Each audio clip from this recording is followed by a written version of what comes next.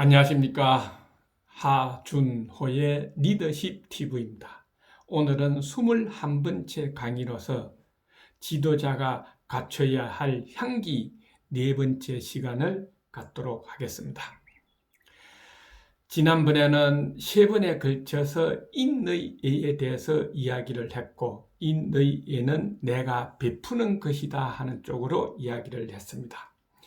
오늘은 네 번째로 지혜로울 지자, 지혜에 대해서 이야기를 하겠습니다.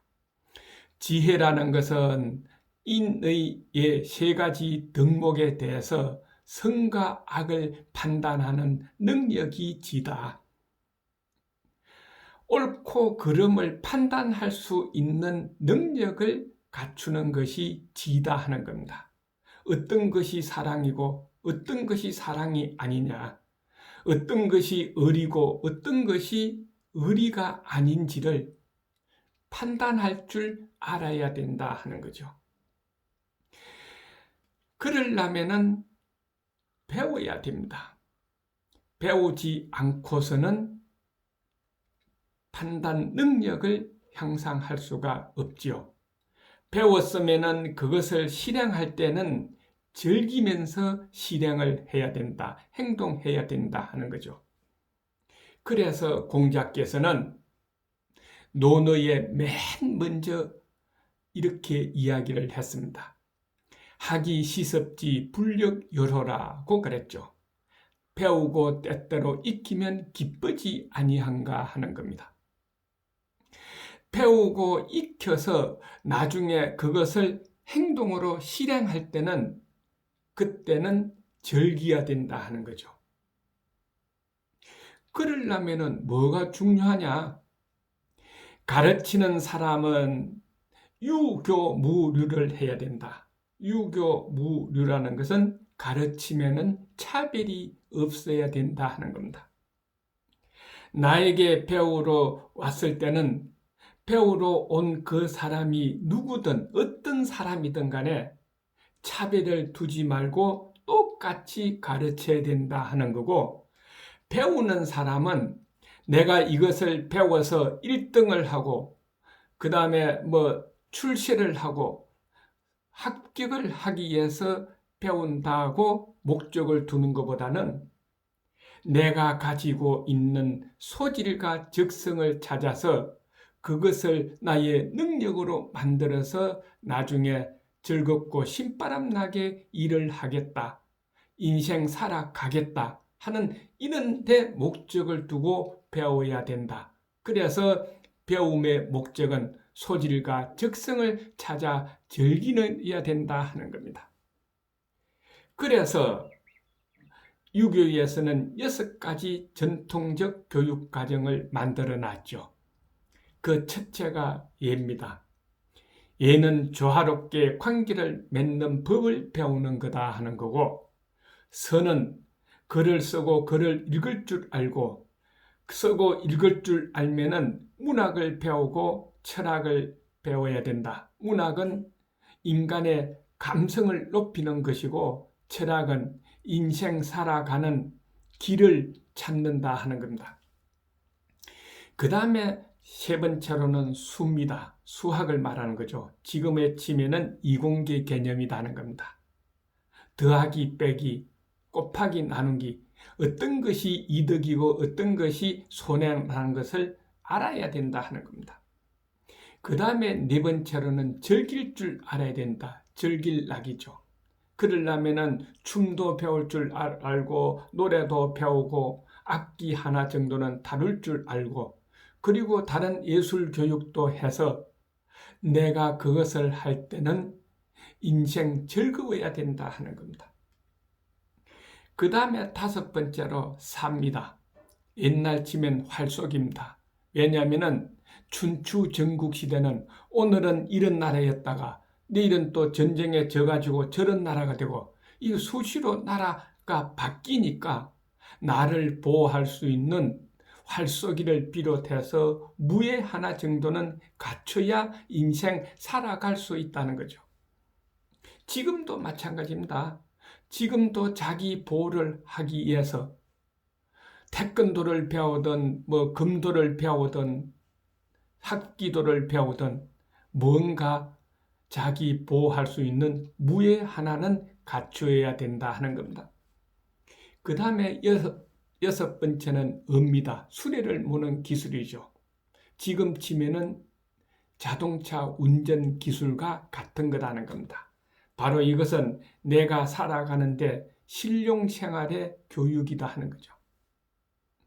그래서 예, 서, 수, 락, 사, 이 6가지를 다 한번 경험해보고 배워보면은 내가 가지고 있는 소질이 뭐고 적성이 어떤 거냐 하는 것을 알 수가 있고 그것을 찾아서 능력으로 만들어서 내가 살아가는 데에 가장 즐겁고 재미있고 신바람나게 일을 하면서 살아가야 이것이 인생이다 하는 겁니다. 그래서 가정에서 부모나 학교에서 스승은 개인의 소질과 적성을 찾은 것을 그것을 가지고 능력으로 만들어줘야 진짜 스승이다 하고 이야기를 할 수가 있다는 거죠. 공자께서는 바로 이런 교육을 했습니다. 제자들의 성격과 특성에 맞춰서 다양한 교육을 펼쳤습니다. 똑같은 질문을 하더라도 성격이 급한 제자에게는 옳은 것을 배워도 부모 형제에 한 번 더 물어보고 실행하라고 답을 줬고 성격이 신중한 제자에게는 옳은 것을 배우면 들은 대로 바로 실행하라고 답을 줬다 하는 거죠. 공자는 많은 제자가 있었습니다. 그 제자들의 능력과 성격과 소질에 따라서 인생 진로를 정해 주었습니다.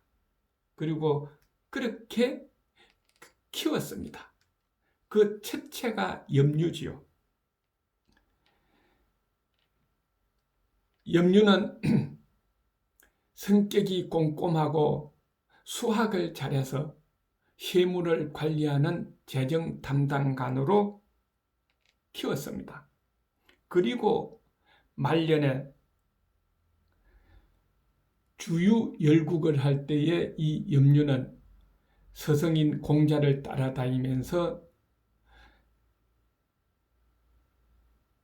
재정을 관리를 했죠. 재정 관리를 했습니다. 그 다음에 두 번째 자로입니다. 이 자로는 성격이 극단적이고 적극적이라서 국방 안보를 담당하는 관리로 키웠습니다. 그 다음에 세 번째 자하는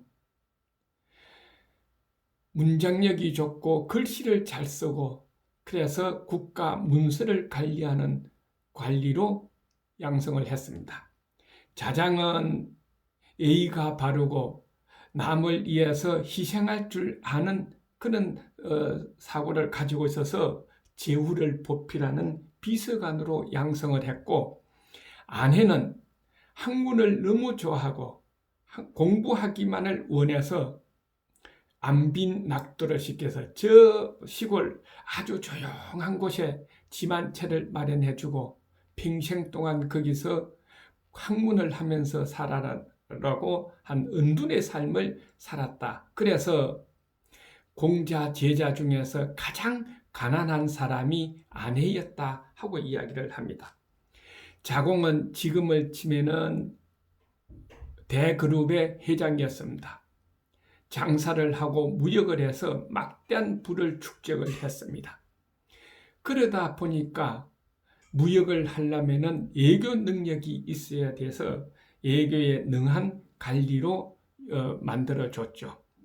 이 자공이 나중에 공자 말년에 주유 열국을 하러 다닐 때에 거기에 드는 돈을 자공이 다 제공을 해줬고 그리고 자공은 공자께서 세상을 떠났을 때에 3년상을 지내줬다 하는 것이 자공입니다.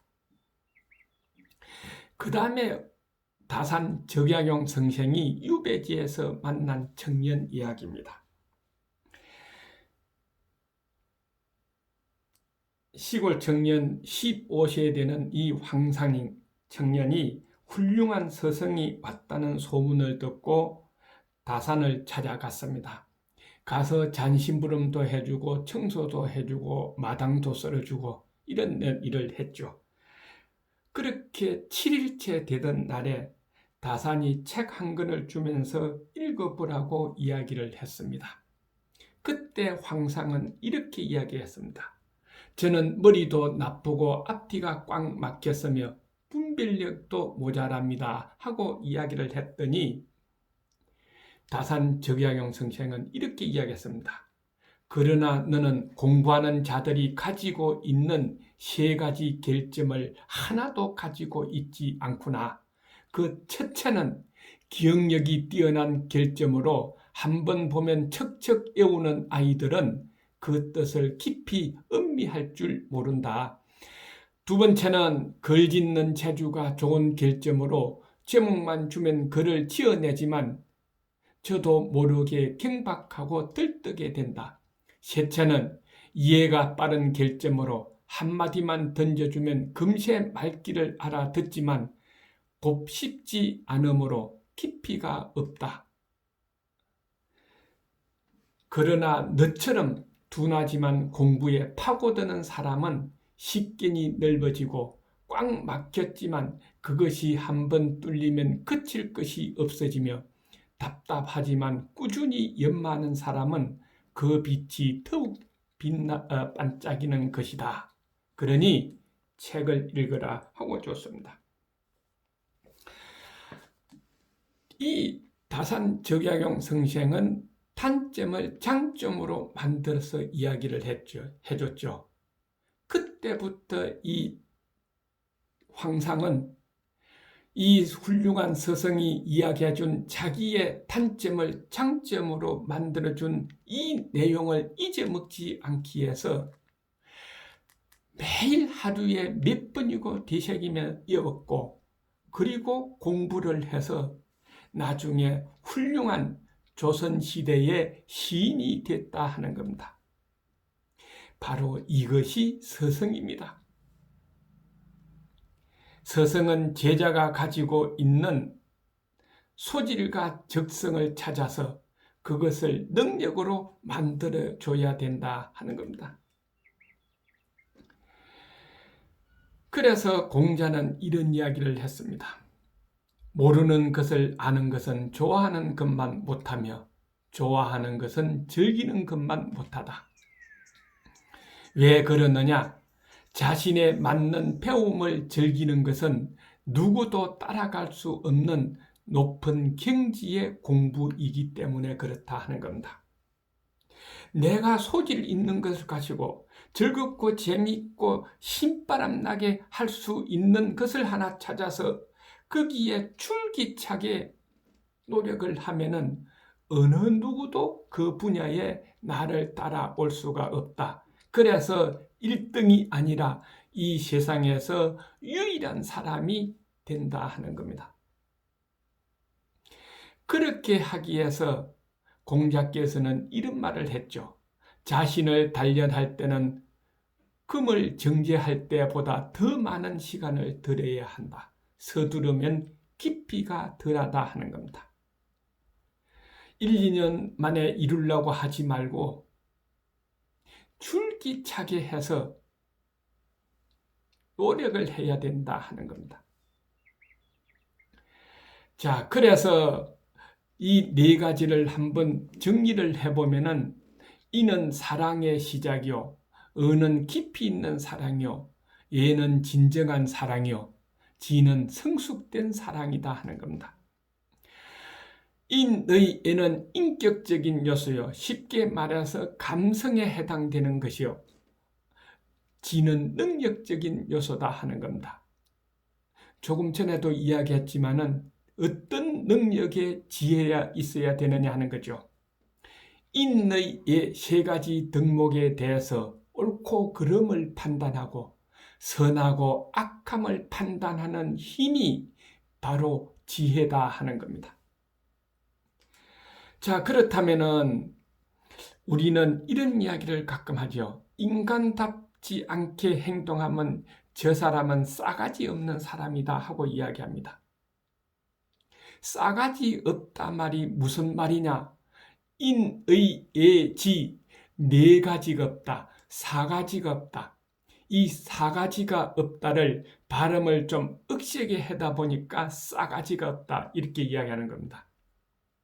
쉽게 이야기해서 인의 예지가 없으면 그거는 인간이 아니다 하는 거죠. 그렇다면은 내 개인도 인의 예지를 갖춰야 되고, 특히 지도자나 리더는 인의 예지가 없어서 싸가지가 없는 지도자라면은 빨리 내려와야 된다 하는 겁니다. 싸가지 없는 지도자가 어떤 조직이든 국가에 있으면은 거기 밑에 있는 많은 조직 구성원이나 백성들은 살아가는 데에 스트레스 받고 어려움이 있기 때문에 그렇습니다. 싸가지 없는 사람이 지도자가 되어 있을 때는 하루빨리 끌어내리는 것이 가장 바람직한 사회가 되지 않을까 하는 겁니다. 오늘은 여기에서 끝내겠습니다. 다음은 5번째로 조직 리더의 향기에 대해서 이야기를 하도록 하겠습니다. 수고하셨습니다. 리더십 TV였습니다. 안녕히 계십시오.